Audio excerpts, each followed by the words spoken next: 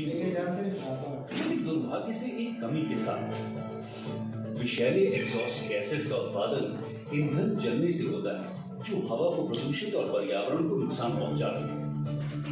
Bharat stage ईंधन का लक्ष्य एग्जॉस्ट में मौजूद विषैली गैस की मात्रा को अधिकतम कम करना है। BS4 नियम के लागू होने के पहले ही इंजन डिजाइन में सुधार और कम से कम उपचार के साथ एग्जॉस्ट गैसेस में प्रदूषण की मात्रा पे नियंत्रण पाया गया। लेकिन BS6 नियम के अंतर्गत प्रदूषण की मात्रा इतनी कम है कि इंजन के नए स्वरूप के साथ हमने प्रदूषण को कई चरण में कम करने के लिए पूरे केमिकल ट्रीटमेंट फैक्ट्री की नई रचना की है। BS6 सिस्टम से भी ज्यादा जटिल लेकिन इतना सघन कि एक ट्रक में फिट हो जाए, ये है कमिंस BS6 का क्रांतिकारी आफ्टर ट्रीटमेंट सिस्टम। आज हम विस्तार में समझेंगे कैसे BS6 नियमों के अंतर्गत ईंधन प्रणाली समझदारी से निकास की धारा में मौजूद प्रदूषण की मात्रा को कम करती है। जैसे के अनुसार Cummins BS6 after treatment systems दो विस्तृत प्रकार में उपलब्ध हैं, सिंगल मॉड्यूल और फ्लेक्स मॉड्यूल। हालांकि दोनों ही दिखने में अलग हैं, लेकिन दोनों में मौजूद है एग्जॉस्ट इनलेट और आउटलेट ट्यूब्स और एक dosing module, diesel oxidation catalyst, diesel particle filter, एक मिक्सर चेंबर और एक selective catalytic reduction chamber. V band clamps सबको जोड़कर रखा है। सारे सिस्टम की निगरानी 5 तापमान वाले सेंसर और 2 नॉक्स सेंसर्स रखते हैं और एक डिफरेंशियल प्रेशर सेंसर जो जुड़ा है एक सामान्य सेंसर टेबल से और जानकारी ECM तक पहुंचाता है। ये सारे पुर्जे और सेंसर्स मिलकर इंजन में अनुच्चारित निकास की धारा की सफाई करते हैं। चलिए देखते हैं कैसे। जब निकास की धारा का बहाव आफ्टर ट्रीटमेंट सिस्टम के अंदर से गुजरता है, अनुच्चारित धारा एग्जॉस्ट थ्रॉटल वाल्व से होते हुए आफ्टर ट्रीटमेंट सिस्टम में प्रवेश करता है। इसमें ज्यादा मात्रा में nitrogen oxides, hydrocarbons, particulate matter और कार्बन मोनोऑक्साइड पाया जाता है। रूपांतरण का पहला चरण शुरू हो जाता है जब ये निकास की धारा डीजल ऑक्सीडेशन कैटलिस्ट या DOC से होते हुए बहता है। फिर DOC आए हुए निकास को ऑक्सीकृत करके परिवर्तन करती है, हाइड्रोकार्बन से पानी का, कार्बन मोनोऑक्साइड से कार्बन डाइऑक्साइड का और नाइट्रस ऑक्साइड से नाइट्रोजन डाइऑक्साइड का। कैटलिस्ट के स्वरूप में DOC भी रीजेनरेशन में अहम भूमिका निभाता है। उसके बाद ऑक्सीकृत निकास की धारा ट्रीटमेंट के अगले चरण तक एक विशेष डीजल पार्टिकुलेट फिल्टर नामक पुर्जे के सहारे पहुंचती है। जब निकास की धारा गुजरती है डीजल पार्टिकुलेट फिल्टर के महीन छिद्र दीवार से, तो कालिक, राख और अन्य घुलनशील जैविक तत्वों को फांस लेती है, जिससे 90% से ज्यादा PM कम हो जाती है। फंसी हुई कालिक जो जमा होती रहती है, उसे रीजेनरेशन की प्रक्रिया से खत्म कर दिया जाता है ताकि आफ्टर ट्रीटमेंट सिस्टम को हानि न पहुंचे। आफ्टर ट्रीटमेंट सिस्टम के अंदर तापमान के हिसाब से रीजेनरेशन या तो निष्क्रिय होगी या सक्रिय। निष्क्रिय रीजेनरेशन 250 डिग्री सेंटीग्रेड के ऊपर जाने पर होती है, जो आफ्टर ट्रीटमेंट सिस्टम में एक सामान्य तापमान है और ये DOC में ऑक्सीडेशन रिएक्शन के कारण होती है। TBF के अंदर लगातार निष्क्रिय रीजेनरेशन उत्पन्न होती है, जहां निकास की धारा में मौजूद नाइट्रोजन डाइऑक्साइड कालिक को कार्बन डाइऑक्साइड में ऑक्सीकृत करती है ताकि नाइट्रस ऑक्साइड कम हो।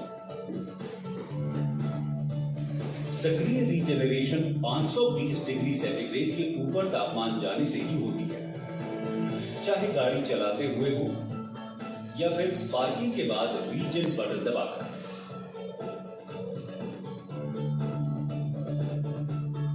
निर्धारित समय के अनुरूप टाइमर पे आधारित सक्रिय रीजेनरेशन को आरंभ कर दिया जाता है, जो कि गाड़ी के चालन के हिसाब से प्री कैलिब्रेट होती है। आरंभ होने के बाद ये ECM टाइमर के अनुसार 30 मिनट तक होती है। सक्रिय रीजेनरेशन ट्रिगर हो जाता है जब कभी डेल्टा प्रेशर सेंसर या अन्य दो आभासी सेंसर्स 6 ग्राम पर लीटर से ज्यादा कालिक का अनुमान ईसीएम को बताते हैं। कालिक का भार पता चलते ही इंजन का तापमान बढ़ जाता है और ईंधन आफ्टर ट्रीटमेंट सिस्टम में प्रवेश कर जाता है। डीओसी ईंधन को ऑक्सीकृत करता है और धीरे धीरे एग्जॉस्ट सिस्टम तापमान को 5 चरणों में बढ़ाता है जब तक वो 550 डिग्री सेंटीग्रेड न हो जाए। ऐसे उच्च तापमान में ऑक्सीजन और कालिक के जुड़ जाने से कार्बन डाइऑक्साइड की उत्पत्ति होती है और इसके अलावा नाइट्रोजन डाइऑक्साइड की उत्पत्ति भी होती है। सक्रिय रीजेनरेशन दुगनी मात्रा में कालिक की सफाई करता है जब तक उसका स्तर 1.5 ग्राम पर लीटर तक न हो जाए। सक्रिय रीजेनरेशन के दौरान हेस्ट लैंप उच्च तापमान दर्शाते हुए चमकता है। चालक को यह सुनिश्चित करना चाहिए कि एग्जॉस्ट पाइप किसी दहनशील सतह पर खड़ा नहीं होना चाहिए और सफेद धुआं या असामान्य बदबू का कोई संकेत न हो। अगर ऐसा है तो लीकेज के लिए आफ्टर ट्रीटमेंट सिस्टम का निरीक्षण होना चाहिए। सक्रिय रीजेनरेशन खतरनाक बन जाता है जब ऊंचे तापमान में हम संकटजनक सामान उठाते हैं या जब रीजन किसी अनुचित जगह में शुरू होती है। ऐसी स्थिति में रीजन इनहिबिट बटन सक्रिय रीजेनरेशन को होने से रोकती है। चालक को जल्द से जल्द सुरक्षित जगह पर गाड़ी को रोककर मैनुअल रीजन बटन प्रेस करना चाहिए ताकि स्टेशनरी रीजन पूरी हो सके। अगर सक्रिय रीजन इनहिबिट स्विच या कुछ अन्य खराबी के चलते काफी समय तक नहीं हुई हो तो डीपीएफ में कालिक की उत्पत्ति की मात्रा 6 ग्राम प्रति लीटर के ऊपर भी असामान्य तेजी से बढ़ सकती है।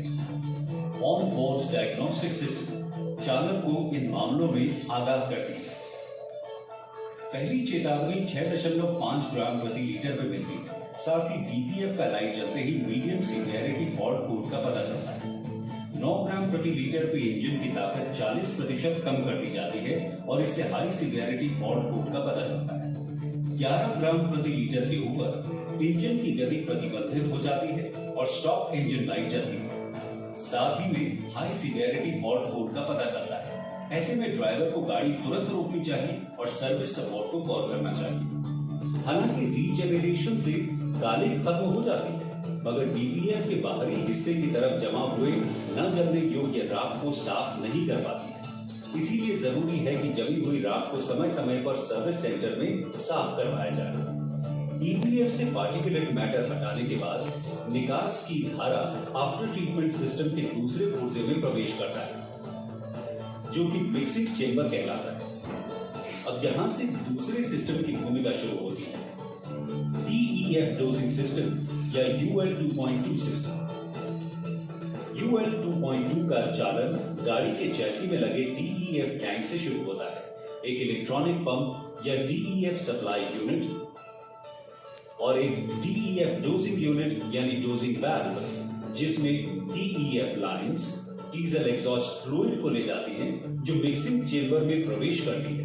सभी लाइंस ईपीडीएम तत्व से बनी होती है और एक दूसरे से जुड़ी हुई होती है। डीईएफ टैंक डीईएफ स्टोर करती है। एक गैर विषैला घोल 32.5% यूरिया और 67.5% डी आयोडाइज्ड वाटर के साथ। एक स्मार्ट हेडर टैंक के अंदर जलमग्न रहती है जिसमें डीईएफ इनलेट और आउटलेट पाइप्स लगे हुए होते हैं और साथ ही तापमान, मात्रा और क्वालिटी सेंसर्स भी इसमें जुड़े होते हैं। डीईएफ सप्लाई यूनिट एक सक्शन इनलेट के द्वारा डीईएफ को टैंक से खींचती है और दबाव बनाकर फिर ये इसे डोजिंग यूनिट या वाल्व तक पहुंचाती है। इसके बाद डोजिंग यूनिट या वाल्व डीईएफ को निकास की धारा में छिड़कती है जहां वो अमोनिया और कार्बन डाइऑक्साइड में डीकम्पोज होती है। इंजन के स्टार्ट होते ही डीईएफ की सप्लाई चालू हो जाती है और डीईएफ का निरंतर बहाव सप्लाई और रिटर्न होता रहता है जिसमें अप्रयुक्त डीईएफ डोजिंग यूनिट से डीईएफ रिटर्न लाइन होते हुए डीईएफ टैंक तक पहुंच जाती है।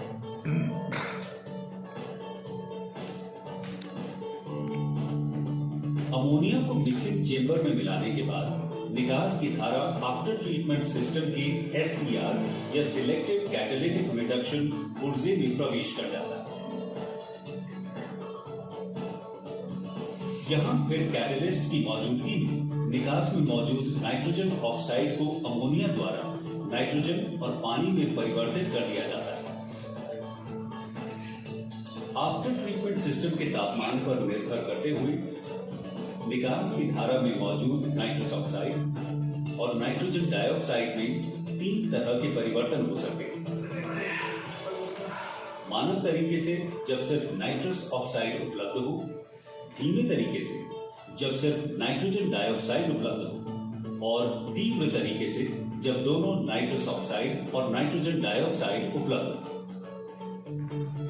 चाहे जैसी भी प्रक्रिया निकास की धारा को SCR BS6 मानदंड के अंतर्गत कम से कम पार्टिकुलेट के साथ पानी और नाइट्रोजन में परिवर्तित कर देता है। SCR प्रतिक्रिया के बाद भी कुछ अमोनिया के तत्व में परिवर्तन की कमी रह सकती है। इसे पानी और नाइट्रोजन में परिवर्तित करने के लिए कमिंस आफ्टर ट्रीटमेंट सिस्टम में आधुनिक डिजाइन वाले कैटलिस्ट जैसे कि अमोनिया स्लिप कैटलिस्ट जो कि अमोनिया ऑक्सीडेशन फंक्शन और सिंगल कैटलिस्ट जो कि SCR फंक्शन का काम करते हैं। बुद्धिमान प्रणाली और उत्प्रेरक की रचना के साथ और अनुकूलित ऑपरेटिंग स्ट्रेटेजी के मेल से ESC अमोनिया के तत्व हटाने में सक्षम है और साथ ही साथ नाइट्रस ऑक्साइड, नाइट्रोजन और पानी में परिवर्तित हो जाता है, जो आखिर में नॉक्स उत्सर्जन को कम करने में मदद करता है। अमोनिया स्लिप की औसतन सीमा 10 ppm तक होती है। कमिंस BS6 इंजन्स के लिए सुनिश्चित करें कि हमेशा अल्ट्रा लो सल्फर का ही उपयोग हो, क्योंकि ज्यादा सल्फर आफ्टर ट्रीटमेंट सिस्टम में उत्प्रेरक को जहरीला बना देती है। आखिर में चालक के स्तर पर कुछ जरूरी बातों का पालन करना चाहिए और कुछ जरूरी बातों को अनदेखा करना चाहिए ताकि आफ्टर ट्रीटमेंट सिस्टम की परफॉर्मेंस बरकरार रहे। और अब हम इस मजेदार सफर के अंत में आ गए। आशा है कि आपको आज की कक्षा में आनंद आया होगा। फिर मिलेंगे जहां हम दूसरे BS6 रहस्यों को सुलझाएंगे।